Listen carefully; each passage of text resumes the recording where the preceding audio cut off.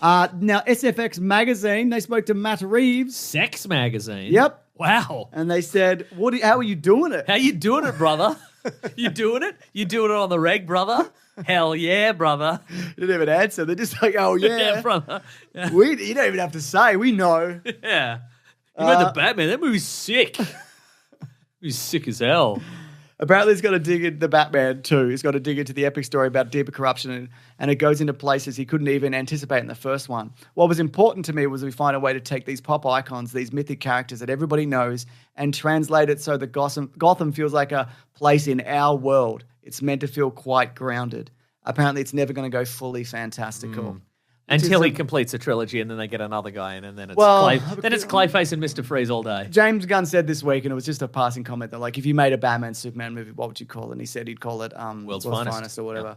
Yeah. That's where all the fantastical stuff will be. I would say then, I know I've said this before, it doesn't look like then they're going to roll this into the DCU if this is the Batman. But it wouldn't put it past me if they did a Clayface or a Mr. Freeze, but they were serial killers. You know, they were just it's the Clayface that's the guy in the mask. Why so serial killer? Why? I am a bit like we did this. This was the Dark Knight trilogy, and like what it's going to be the Penguin again and Two-Face. Well, you've turned on this universe. I mean, it's a great movie, and then Cat. You know what I mean? Like, yeah.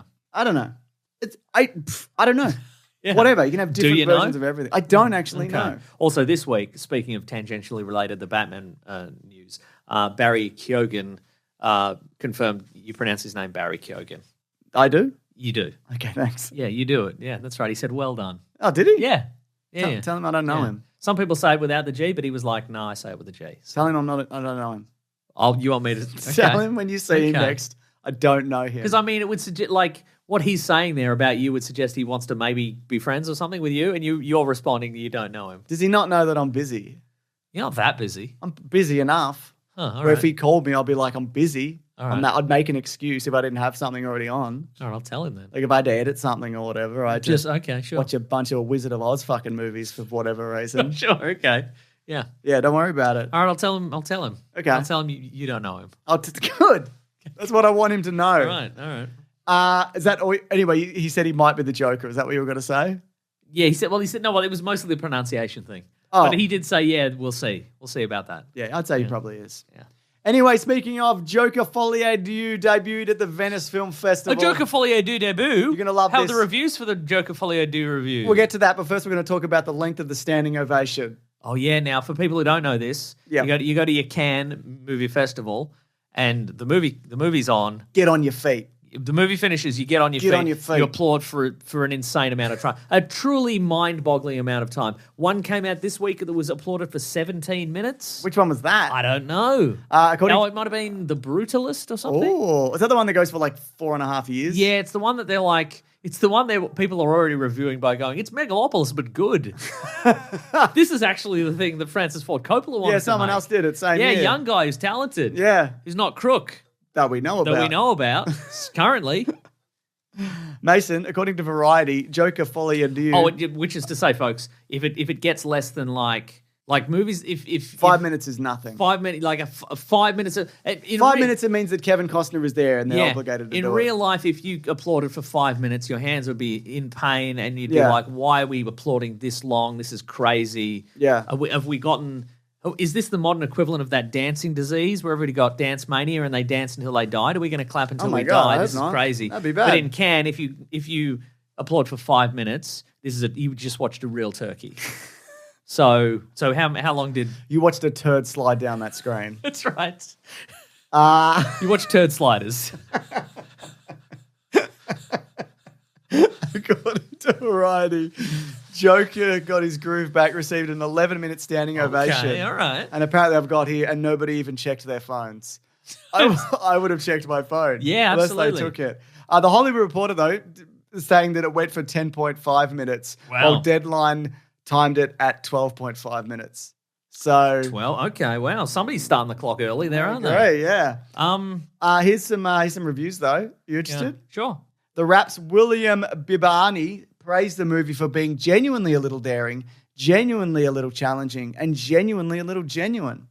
IndieWise IndieWire's David L. Rich said, Joker Folie feels like it's bad on purpose. A fascinatingly lifeless troll of a movie designed to anger fans and bore everyone else. It's a complete waste of Lady Gaga.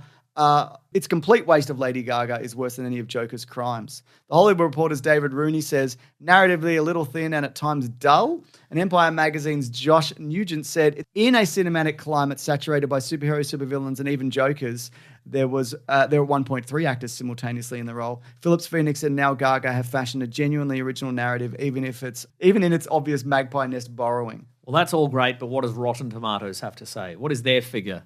Is it? Oh, hang on. Is it current? Are you looking at it? I can. I can do it. I think it was fresh last time I saw. Nice. It's good to be fresh. It's great to be fresh. You got to. I'm trying to Google who got a 17-minute standing ovation this week at Cannes, but somebody's tweeted a couple of months ago, after garnering the fourth longest clocked vertical applause in Cannes, 17 minutes. Vertical applause. I don't know what that is. 2016 horror thriller The Neon Demon grossed $3.1 million worldwide. Oh, so it's no guarantee of absolutely. It means jack shit. But one did recently. Joker's got 61% on Rotten Tomatoes, which means it's fresh. I would certified fresh, baby. I would say, based on these reactions, that it's going to go down. Right. The critic scores, at least. I don't know. The haters scores, James. I don't think people are going to like this. I think the musical element, apparently it's a lot of it's a courtroom drama. Uh-huh. Like there's going to be some characters that show up, but they don't do the thing they're supposed to do.